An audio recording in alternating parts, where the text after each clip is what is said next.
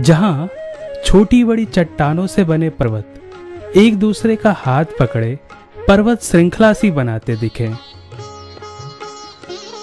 जहां ऊंचे ऊंचे नारियल के वृक्ष बादलों को पकड़ने की कोशिश करते नजर आए, जहां मछलियों को अपनी गोद में समेटे तुंगभद्रा नदी की कलकल ध्वनि सुनाई पड़े, जहां फसलों की हरी चादर ओढ़े धरती सोई हो तो समझिए कि वो किष्किंधा क्षेत्र है।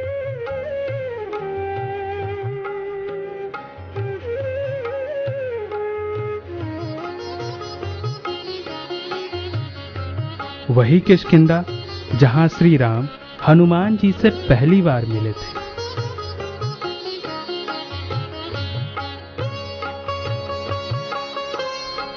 वही किष्किंधा जहां राम और सुग्रीव के बीच में मित्रता हुई थी और दोनों ने एक दूसरे की सहायता करने का संकल्प लिया था। वही किष्किंधा जहां बाली का वध करके राम लोगों की आलोचना का पात्र बने थे।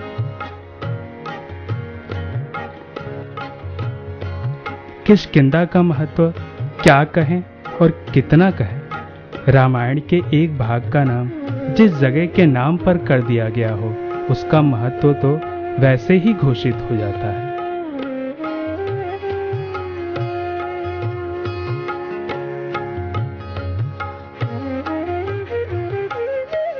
भारत के नक्शे पर कहीं भी किष्किंधा शब्द नजर नहीं आएगा, लेकिन वहां कर्नाटक जरूर दिखेगा और कर्नाटक के अंतर्गत दिखेंगे दो जिले, कोप्पल और बेल्लारी।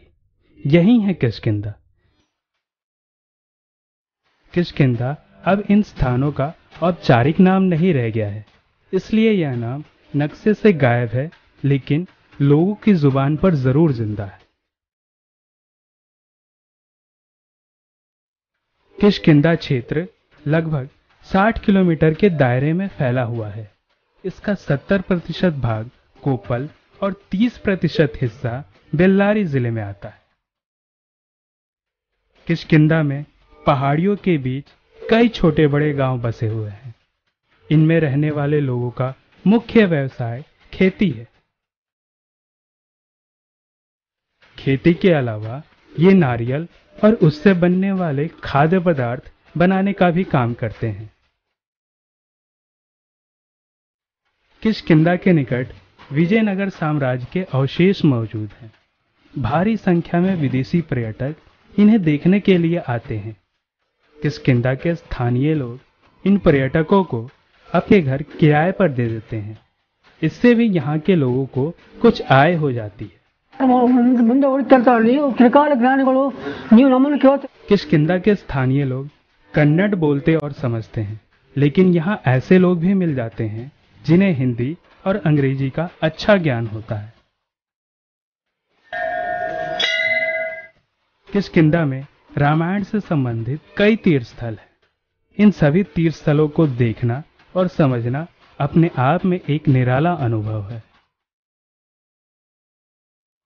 इन तीर्थ स्थलों में सबसे अधिक प्रसिद्ध है आजनादी पर्वत।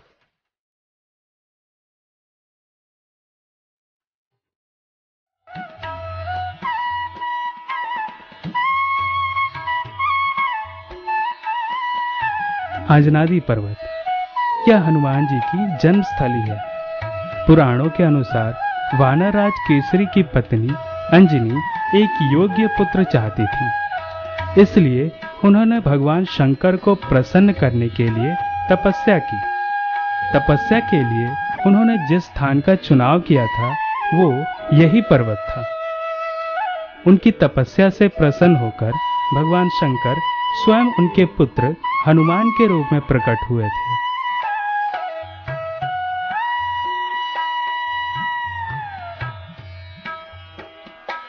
समुद्र लांघते हुए हनुमान जी ने जितना विशाल शरीर धारण किया था, यह पर्वत लगभग उतना ही विशाल है।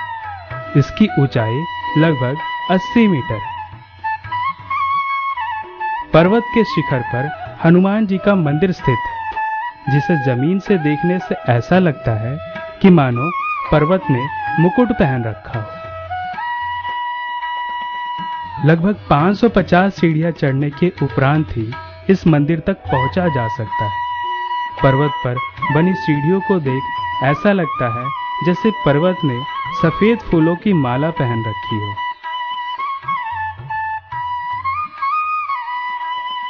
किष्किंधा की वर्तमान स्थिति से उत्तर भारत के जो थोड़े बहुत लोग परिचित हैं, वो यहाँ हनुमान जी के दर्शन करने के लिए अक्सर आते हैं। उनका रंग और रूप बताता है कि वो भारत के अलग अलग राज्यों से आए हैं। एक दूसरे से बिल्कुल जुदा होते हुए भी उनका एक तीर्थ स्थल पर एकत्रित होना बताता है कि धर्म भारत को एक रखने में कितनी महत्वपूर्ण भूमिका निभाता है।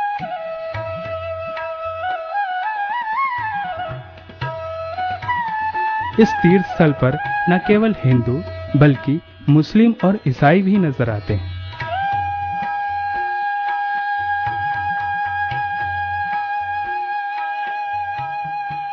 I'm a tourist. Two things. Okay. Really many things. The best thing we can learn from India is the spirituality. भजन, कीर्तन और भगवान के नाम का उच्चारण करते हुए श्रद्धालु सीढ़ियां चढ़ते हैं ताकि उन्हें थकान का एहसास ना हो।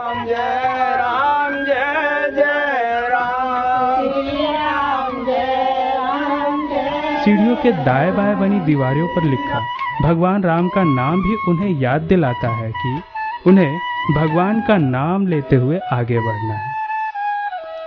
लोगों की सुविधा के लिए राम नाम हिंदी के अलावा अंग्रेजी और कन्नड़ में भी लिखा हुआ है। करीबन 100 सीढ़ियों के बाद हनुमान जी के भक्त बाबा लक्कड़दास जी की समाधि आती। यहाँ लोग अपना माथा टेकते हुए आगे बढ़ते हैं। देखो हनुमान, उत्तर भारत से आए लोग अपने बच्चों को यहाँ घूमते लंगूरों और वानरों को दिखाते हुए यही कहते हैं। उत्तर भारत में वानरों और लंगूरों के लिए हनुमान शब्द का प्रयोग आम है। सीढ़ियां चढ़ते हुए आधे घंटे में लोग पर्वत की सबसे ऊंची चोटी पर पहुंच जाते हैं, जहां मंदिर स्थित है।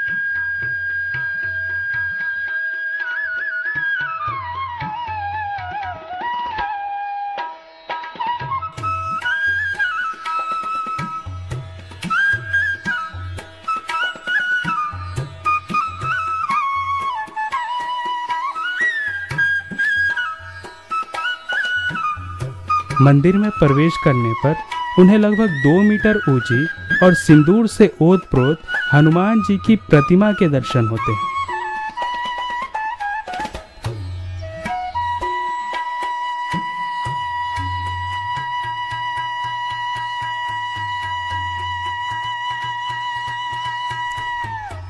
मंदिर में 3 कक्ष हैं।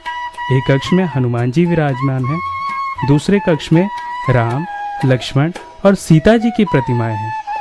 इस कक्ष में 24 घंटे रामचरितमानस का पाठ, सुंदरकांड का पाठ या हरि नाम संकीर्तन चलता रहता है।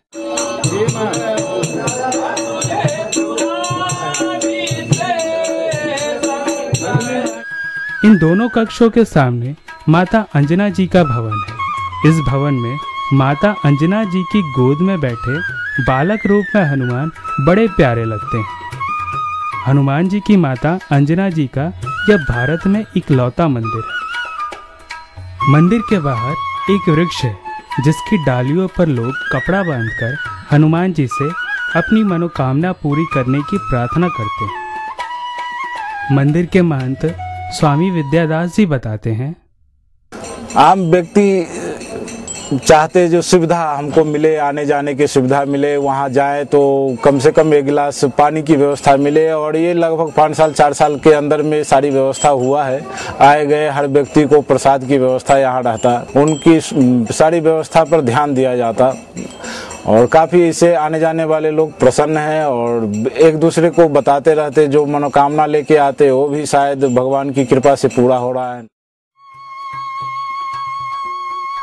इस पर्वत की चोटी से जब श्रद्धालुओं की नजर नीचे जाती है तो बड़े बड़े नारियल के वृक्ष नारियल के फल के समान छोटे दिखाई पड़ते हैं।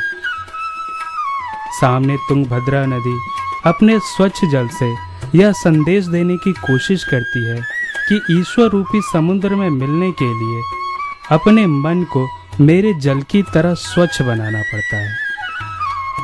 कभी हरी भरी रही और अब उजाड़ हो चुकी पहाड़ियां बताती हैं कि जीवन सुख दुख का ही नाम है। चावल की फसलें शिक्षा देती हैं कि अपने जीवन से दूसरों का जीवन बचाना ही परमार्थ है। यह सारा प्राकृतिक नजारा मन में शीतलता का संचार करता है। इस धार्मिक स्थल पर कई राष्ट्रीय स्तर के नेताओं का आगमन हो चुका है।